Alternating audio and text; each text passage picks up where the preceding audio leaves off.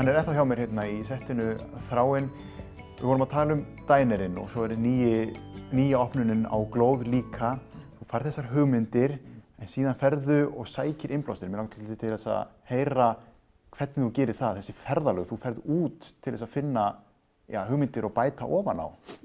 Já, það er bara í öllu sem ég geri. Ég fæ hugmynd og síðan hugsa ég með mér náttúrulega að því ég þarf að taka þetta alla leið.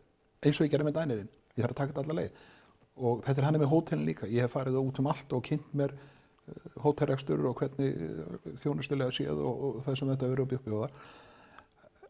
Sko, nú má segja að ef tölum við nýja stað núna, að þá var það þannig að ég vildi fylgja eftir þessu konsepti sem að staðurinn átti að skera upphaflega. En eins og ég sagði áðan, þá gerðist ákveðnir hlutir í upphafi sem verður þess að við fórum aðra leið og það var bara eins og við fengum mjög flotta stráka sem matreiðslumenn erlendis frá, Íslending og útlending sem par sem að koma hérna, mjög klárir og það ákváðum að breyta konseptinu. Það virkaði ekki. Það var bara, menn voru ekki kannski alveg tilbúni fyrir þennan markað, það er að segja hérna heima, að því þann er jú sá sem stjórnar svolítið, það er náttúrulega heimamarkaðurinn sem ég sagði áðan. En núna erum við að fara aftur í þetta gamla konsept og við erum búin að taka og breyta hérna tölvöld mikið hérna innan hús og það er komin hérna rúmlega 3 tonna eldofn frá Ítalíu, svona sem menn kalla pizzaofn og eðlilega munum við vera með það að hluta til inn í ofninum en við ætlum að líka nota hann í svolítið annað. Og síðan verður þetta opið eldhús og þarna verður byggt á kannski 3 skiptum matseli, eða ef við segja, já, við ætlum að sækja svona dálítið mikið í Miðjarðarhafslöndin, Ítalíu og Norður-Afríku og Spán. Já. Og síðan ætlum við að fara til Miðausturlanda líka og þá erum við komin kannski að því að við ætlum að leggja svolítið mikið á víkan eða grænmetisfæði sem er náttúrulega að verða alltaf stærri og stærri þáttur í veitingarekstur í dag á Íslandi og við hefum kannski ekki alveg staðið okkur nógu vel í því, kannski sérstaklega hérna út á landi. Markaðurinn hefur kannski eðlilega heldur ekki alveg verið að bjóða upp á það. Þetta er að aukast mjög mikið og þú kemst ekki upp með það að vera með eitthvað hálfkák, þú verður bara að taka það alla leið líka.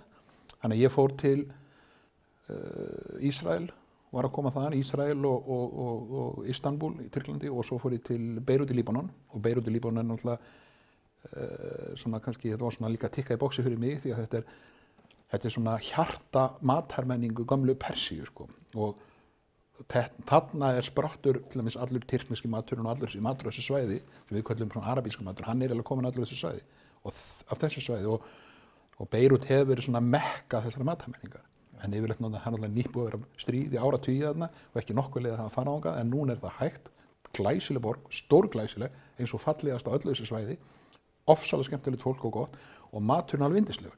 Og þarna var ég að kynna með sem sagt grænmeti, notkun á grænmeti í meiri mæli, ég þekki þetta, ég bjó á þessu svæði fyrir hartnær 30 ára síðan og þannig ég var með þetta alveg í kollinum en þurfti svona aðeins að fá smá upprifjun og kíkja betra á þetta og hvað ég var að gera í dag og einmitt líka hvernig þeir eru búin að taka þessa matarmenningu og kannski færa hana til nútímans svolítið án þess að hún tapi þeim sínu sérkenni sko. Við mögum heldur ekki sko fara þannig með okkar matarmenningu eins og ég var að segja allir hinn þátturinn í matselun þarna er svo gamli góði íslenski maturinn sem við ætlum að leggja svolítið áherslu á.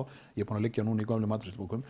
Við mögum passa okkur að því að glata þó við færum að til nútímans þá mögum við passa okkur að hann glata ekki sérkennar sínum, skiljum við. Við erum að tala bæði blöndu á því að þú ert að koma með matarbenningu annars staðar frá og hvernig þeir gera úr sínum gömlu matarhefðum en líka við séum að gera þetta við okkar eigin mat. Sko við mögum gera greinarmuninn því að færa hlutina kannski til nútímans og kannski fusion.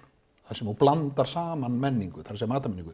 Það er að segja, þú tekur kannski í gamla íslenska matarmenningu og ferð að nota hann sko kannski Asíulöndin sko og taka það er fusion, þá ertu fann að svona færa að reyfa þetta saman en þú getur tekið kannski íslenska matarmenningu, gamla þessar forníslensku matarmenningu og tekið hana kannski og fært hana til nútímans án þess að fara svona ofsala crossover sko, þá er ég að tala þú reynir að láta hana halda eiginleikum sínum en bragðið, útlitið og meðferðin er gerð á nútímalegri hátt og eðlilega við höfum ekkert bættar með því að bjóða upp á, já eins og þú setur ekki þverskorna ísu í dag með því að gera það eins og var gert þegar ég var krakki. Vegna þess að einfallega fólk myndi ekki, kannski myndi einhverju kaupa þetta, en þeir eru ekki mjög ánægðir með hana. Þannig að þú verður að hugsa konseptum nýtt, en hún má heldur ekki glata því sem að hún var.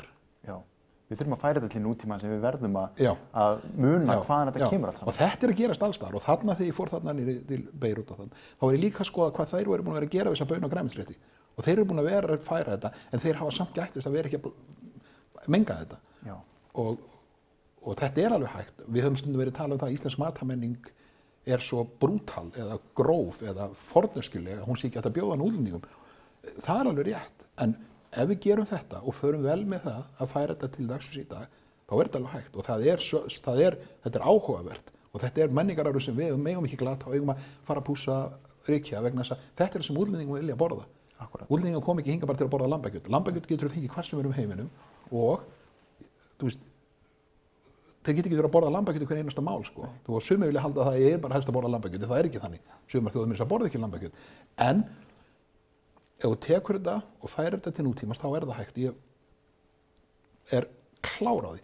Í dag er verið að tala um afríska eldhúsi, það að segja ekki Norður-Afríku sem náttúrulega vel þekkt, heldur við erum að tala um Mið-Afríku eldhúsi. Og ef það okkar brútal, hvað það þá? Og þeir eru búin að takast að gera þetta og við höfum getað þetta alveg gert þetta líka.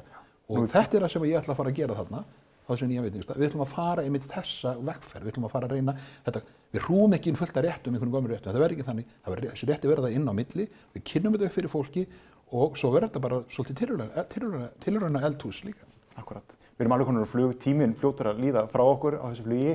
Hvenær sjáum við þennan nýja stað opna upp á nýtt?